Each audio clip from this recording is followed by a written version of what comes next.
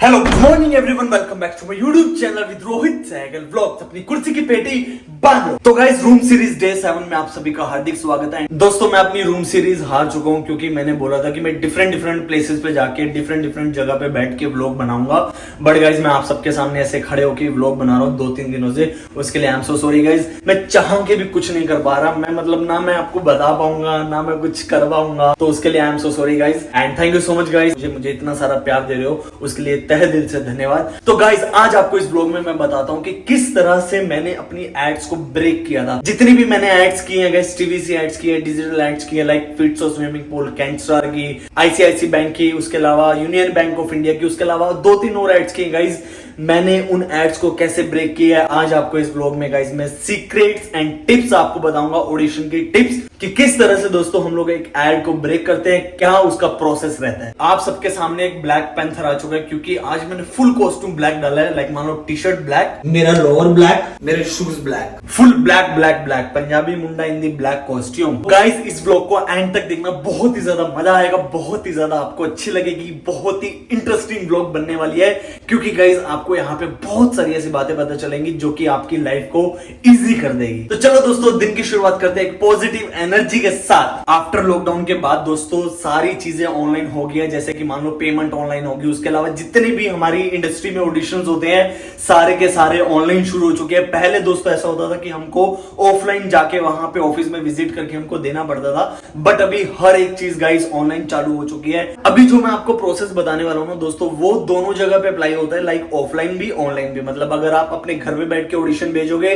तब भी वही प्रोसेस रहेगा, अगर आप लोग ऑफिस में जाके भेजोगे गाइस तब भी वो प्रोसेस रहेगा। अभी दोस्तों हम लोग एक एग्जांपल के लिए उठाते हैं कि हम लोग गए हैं ऑफिस में ऑडिशन देने के लिए, तो सबसे पहला स्टेप क्या होगा वो मैं आपको बताता हूं। सबसे पहले दोस्तों हमारे पास आती है रिक्वायरमेंट। हमको रिक्वायरमेंट पता चल सकती है दोस्तों व्हाट्सएप के थ्रू, इंस्टाग्राम के थ्रू, फेसबुक के थ्रू, या फिर हमारे आसपास जो दोस्त हैं उनके थ्रू हमको रिक्वायरमेंट पता चल सकती है कि कहीं पे ऑडिशन चल रहा है नहीं चल रहा। बेसिकली जो ऑडिशन होते हैं ना, ये इंट्रोडक्शन होता है गाइस, उसको एक तरह से रिक्वायरमेंट बोला जाता है कि इस रिक्वायरमेंट में मैं फिट हूं या नहीं हूं। अब मान लो यहाँ पे आपको अगर रिक्वायरमेंट पता चल गया कि कहीं फलानी जगह पे ऑडिशन चल रहा है, तो यहाँ पे सबसे पहला एक्टर का पॉइंट ये है दोस्तों, उसको सबसे पहले रिक्वायरमेंट को पढ़ना चाहिए कि वो रिक्वायरमेंट में फिट है या नहीं है। अगर आप लोग गाइस रिक्वायरमेंट में फिट हो तो ही आप अपना ऑडिशन भेजो या ऑडिशन देने के लिए जाओ। अगर नहीं हो दोस्तों तो उनको छोड़ दो रिक्वायरमेंट को। बट एक चीज चेक कर लो, उस नंबर को सेव करके कि देख लो अगर आपने उसको प्रोफाइल भेज रखी है नहीं भेज रखी। अगर नहीं भेज रखी तो उनको अपनी प्रोफाइल अपडेट कर दो, दैट्स इट। ऑफिस में जाने के बाद सबसे पहला स्टेप दोस्तों ये रहेगा कि वहां पे क्यू शीट रहेगी जो कि हमको भरनी होगी। दोस्तों क्यू शीट में ये भरना होता है, सबकी अलग अलग रहती है, वैसे एड्स की ज्यादातर क्यू शीट ये रहती है। आपको अपना नेम भरना है, एज भरना है, प्रोजेक्ट डिटेल भरनी है, लाइक किसके लिए आप ऑडिशन देने के लिए आए हो, उसके अलावा कैरेक्टर भरना है, उसके अलावा फोन नंबर डाल दो, दैट्स इट। तो कास्टिंग ऑफिस में आप जाओगे, कास्टिंग ऑफिस में जाने के बाद आप क्यू शीट भरोगे। क्यू शीट भरने के बाद आपको वहां पे कोई कास्टिंग असिस्टेंट मिलेगा जो आपको गाइस देगा स्क्रिप्ट। जो भी गाइस स्क्रिप्ट रहेगी वो आपको एट द टाइम मिलेगी। ज्यादातर दोस्तों ऑफलाइन ऑडिशन में ऐसा ही होता है, हमको एट द टाइम स्क्रिप्ट मिलती है। जैसे मान लो अभी मैं गया ऑडिशन के लिए और वहां पे जाके उन्होंने मुझे देख लिया, ठीक है मैं इस कैरेक्टर के लिए आया हूं, तो आपको ऑडिशन के लिए स्क्रिप्ट दे देंगे। एंड उसके बाद जब आपकी स्क्रिप्ट रेडी हो जाएगी, आपने 3-4 बार उसको रीड कर लिया है, उसके बाद आप कास्टिंग डायरेक्टर या फिर कास्टिंग असिस्टेंट के पास जाओ, वो आपको प्रॉपरली कैरेक्टर के अकॉर्डिंग एक बार ब्रीफ दे देंगे और किस तरह से उनको शूट करना है वो भी आपको ब्रीफ दे देंगे कि इस तरह से हम शूट करने वाले, ये कैरेक्टर का ब्रीफ है। उसके बाद गाइस आप लोग उसको तैयार करोगे अच्छे से प्रॉपरली, लाइक जैसे परफॉर्मेंस करनी है उस तरह से। उसके बाद आपकी 1-2 बार रिहर्सल होगी, एक बार चेक करेंगे कि हाँ कुछ चीजें लाइक माइनस है या फिर प्लस है, उसको कम करेंगे, एक बार परफॉर्मेंस देखेंगे, उसके बाद आपको दोबारा से फीडबैक देंगे अगर कुछ चेंजेस करने होंगे तो। अदरवाइज उनको लगेगा कि ओके, देन आप अपना फाइनल टेक देना कैमरे के आगे। तो कैमरे के आगे खड़े होकर आप अपना ऑडिशन देना, जो भी आपका ऑडिशन है वो आप गाइस ऑडिशन देना। जब आपको फाइनल ब्रीफ मिल जाए उसके बाद आप अपना टाइम लीजिए, जितना भी आपको टाइम लगेगा, लाइक आधा घंटा, 10 मिनट, 15 मिनट जो भी है। और गाइस कास्टिंग वाले अपनी तरफ से कुछ भी ऐसा प्रेशर नहीं डालते कि आप जल्दी करो नहीं। जब आपको लगे कि अभी मैं रेडी हूं परफॉर्म करने के लिए, तो कास्टिंग वालों को बोल दो, आप जाके ऑडिशन रूम में अपना ऑडिशन दे दो। अभी दोस्तों आपको स्क्रिप्ट मिल गई, उसके अलावा आपको ब्रीफ मिल गया, आपकी अच्छे से प्रैक्टिस होगी, हर एक चीज गाइस होगी है। अब नेक्स्ट स्टेप आता है दोस्तों, आपको मिलेगी एक स्लेट पे बेसिकली ये लिखा होगा गाइज, नेम, एज, आपकी हाइट, करंट लोकेशन, उसके अलावा कोई ऐसा कॉम्पिटेटिव ब्रांड, मतलब कुछ ऐसा ब्रांड तो नहीं कर रखा, सिमिलर सा, उसके अलावा गाइज आपके कॉन्टेक्ट नंबर और रेफरेंस मतलब आपको कहां से इस ऑडिशन के बारे में पता चला, लाइक व्हाट्सएप, इंस्टाग्राम या फिर दोस्त से, तो इस तरह से डिटेल भरी जाती है वहां पे।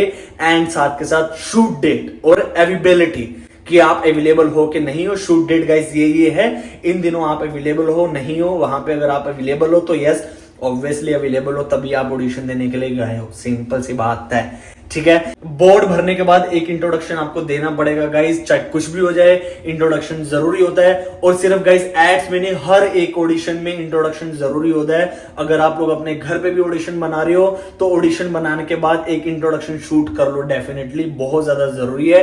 अगर एड्स है तो दोस्तों एड्स के लिए introduction, name, age, height, location, competitive brand, side profile, that's it. उसके अलावा अगर हम लोग सीरियल के लिए, मूवी के लिए, वेब सीरीज के लिए, किसी और प्लेटफॉर्म के लिए अगर हम लोग इंट्रोडक्शन शूट कर रहे हैं, उसके लिए name, age, height, location, side profile, that's it. उसके लिए ऑलरेडी मैंने व्लॉग्स बना के रखी हुई है कि किस तरह से हमको प्रोफाइल भेजनी है, किस तरह की फोटोज भेजनी है, क्या क्या चीजें हमारे इंट्रोडक्शन में इंपॉर्टेंट है, उन सब के लिए मैंने व्लॉग्स बना के रखी हुई है दोस्तों। आप लोग सारी व्लॉग्स देखिए, आपको कुछ ना कुछ डेफिनेटली मिल जाएगा, बहुत ज्यादा मजा आएगा। मेरे को व्लॉगिंग करते हुए कम से कम भी 8 महीने हो चुके हैं दोस्तों। 8 महीने में मेरी जर्नी बहुत अमेजिंग रही है, बहुत अमेजिंग। अप्स एंड डाउन भी आया, बहुत चीजें आई हैं, आप सबको बताइए। जो स्टार्टिंग से मेरे साथ जुड़े हुए हैं उनको तो डेफिनेटली पता ही है, लेकिन गाइज अभी मेरी जिंदगी धीरे धीरे अच्छी होगी और हो भी रही है, ठीक है। तो स्लेट देने के बाद आपको ऐसे खड़ा करेंगे सामने, कैमरे के आगे आप खड़े हो गए और इंट्रोडक्शन आपको बोलना पड़ेगा, नेम, एज, हाइट, लोकेशन। उसके अलावा अगर आप अवेलेबल हो तो यस, उसके अलावा कोई ऐसा competitive brand and side profile, that's it. Ad में ये चीजें पूछते हैं। इसके ऊपर भी मैंने ऑलरेडी व्लॉग बना रखे, जाकर देख लेना। उसके बाद दोस्तों आपका लेंगे ऑडिशन, जो भी आपने परफॉर्मेंस रेडी की है उसको आपको फिर ऑडिशन करना है। वैसे दोस्तों एक टेक में अगर हो जाए तो वेल एंड गुड। अगर गाइज एक टेक में नहीं होता आपका ऑडिशन, अगर 2-3 टेक ले रहे हो, 4 टेक ले रहे हो, 5 टेक ले रहे हो, डजंट मैटर दोस्तों। ये मत सोचना अरे मैं ज्यादा टेक ले रहा हूं, मैं 1 टेक आर्टिस्ट नहीं हूं। नहीं, जब तक कास्टिंग वाले की सेटिस्फेक्शन नहीं होती तब तक आपके टेक लेते रहेंगे। ये मैंने बहुत बड़ी बड़ी मूवीज में भी देखा हुआ है। अगर डायरेक्टर को सेटिस्फेक्शन नहीं है तो डायरेक्टर दोस्तों 3-4 बार, 10 बार, 12 बार भी टेक ले सकते हैं। और इसमें दोस्तों एक्टर कुछ नहीं कर सकता, उसको टेक देना ही पड़ेगा, क्योंकि डायरेक्टर का जो विजन है वो उसको चाहिए, दैट्स इट। तो ये मत सोचना कि अरे यार मैंने 4 टेक दे दिए तो मेरे को आगे से बुलाएंगे नहीं बुलाएंगे, ऐसा कुछ भी नहीं है। आप अपना टाइम लीजिए, बस चलते हुए सीन में सॉरी मत बोलो। अगर मान लो आप कुछ डायलॉग भूल भी गए हो ना, तो उसको इम्प्रोवाइजेशन कर दो, जो कि हमको थिएटर में सिखाई जाती है, इम्प्रोवाइजेशन। तो वो कर दो, वो सबसे बेस्ट है। कभी भी चलते ऑडिशन में सॉरी मत बोलो, उससे पता चलता है ये अनाड़ी एक्टर है, ये मंजा हुआ खिलाड़ी नहीं है। तो ये था प्रोसेस, इस तरह से चीजें होती है। अभी मैं आपको बताता हूं दोस्तों कि किस तरह से हम लोग एक एड को ब्रेक कर सकते हैं, मतलब एक एड में हम लोग कैसे सिलेक्ट हो सकते हैं। उसके लिए मैं आपको टिप्स बताता हूं, ऑडिशन की ऐसी टिप्स दोस्तों जो कि आपकी लाइफ को इजी कर देगी। कभी भी हम लोग ऑडिशन देने के लिए अगर ऑफिस में जाएंगे तो ये गलती को मत करना। मैंने ज्यादातर एक्टर्स देखे जाते ऑडिशन के लिए, लेकिन वहां पे जाके इधर उधर देखते रहेंगे कि फलाना बंदा क्या कर रहा है, कौन किससे बात कर रहा है, हाँ उसका क्या चल रहा है, उसका ऑडिशन हो गया नहीं हो गया, फिर बातचीत, लंबी बातचीत करने लग गए, उसके अलावा फोन यूज करने लग गए, ठीक है। तो इन गलतियों को ना करके just focus on your script, अपने जोन में रहो कि उस सीन में क्या चल रहा है। सेकंड टिप ये है दोस्तों कि एक एक्टर को सीन के समझ होना बहुत ज्यादा जरूरी है कि वो सीन में बेसिकली चल क्या रहा है, वो सीन किससे रिलेटेड है। लाइक एग्जांपल के लिए मैं बताऊं, वो सीन पार्टी का है, वो सीन ऑफिस का है, वो सीन चाय की टपरी पे है, वो सीन लाइक विलेज का है, वो सीन रिच फैमिली का है, वो सीन रात का है, दिन का है। तो इस तरह से सीन के समझ होना बहुत ज्यादा जरूरी है। और गाइस स्क्रिप्ट में लिखा होता है, हर एक चीज मेंशन रहती है।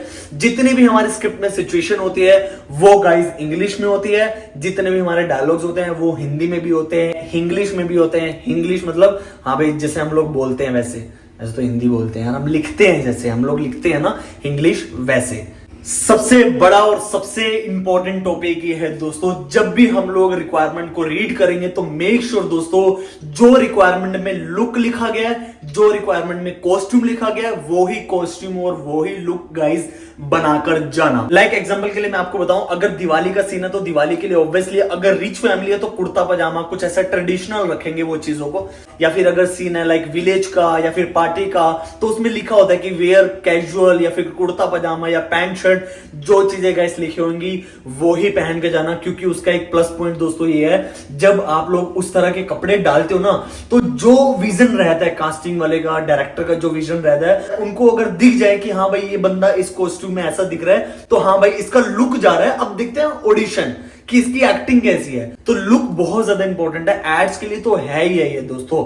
एड्स में आपकी एक्टिंग भी इंपॉर्टेंट है, आपका लुक भी इंपॉर्टेंट है, क्योंकि अगर आपका लुक जाएगा गाइज तभी आपको लेंगे। उसके अलावा अगर आपकी एक्टिंग अच्छी है, क्योंकि गाइज एक्टिंग ना एक्सप्रेशंस में खेलनी होती है एड्स में। आपने देखा होगा 30 सेकंड की एड होती है, 60 सेकंड की होती है, ज्यादातर एड्स 30 सेकंड में होती है। तो एक एक्टर को एड में खेलना पड़ता है। खेलना मतलब एक्सप्रेशन, मतलब कितने सेकंड्स में वो कितने एक्सप्रेशंस दे सकता है स्क्रिप्ट के हिसाब से। तो ज्यादातर डायलॉग्स वाली एड्स नहीं होती, ज्यादातर एक्सप्रेशंस वाली एड होती है।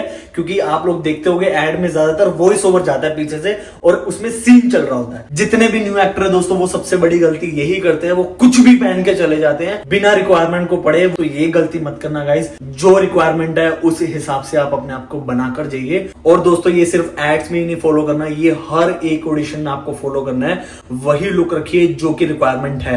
अगर आपके पास उस तरह के कपड़े नहीं है, उस तरह की चीजें नहीं है, तो आप कास्टिंग वालों को बोल दो, या फिर आप अपनी तरफ से पूरा एफर्ट लगा के अपने दोस्तों से लो। अगर कुछ बड़ी एड है रेंट पे ले लो। तो इस तरह से चीजों को मैनेज करके करना पड़ता है। अगर आपके पास हर एक चीज है, कपड़े है हर एक लुक में, तो बहुत अच्छा है। नहीं है दोस्तों तो इस तरह से अरेंज करना पड़ता है। तो ऑडिशन में कुछ भी पहनकर मत जाना, वही लुक लेकर जाना जिस लुक की रिक्वायरमेंट है। चाहे फिर वो गाइस कॉस्ट्यूम हो, चाहे फिर वो कोई भी चीज हो दोस्तों, हर एक चीज को उस हिसाब से आप बनाकर जाइए कैरेक्टर के हिसाब से। अगर रिक्वायरमेंट है क्लीन शेव बंदे की तो गाइस आप दाढ़ी में नहीं जा सकते, आपको क्लीन शेव करनी ही पड़ेगी। अगर आप सोचोगे कि अरे मेरी एक्टिंग अच्छी है तो मेरे को दाढ़ी में ले लेंगे, नहीं।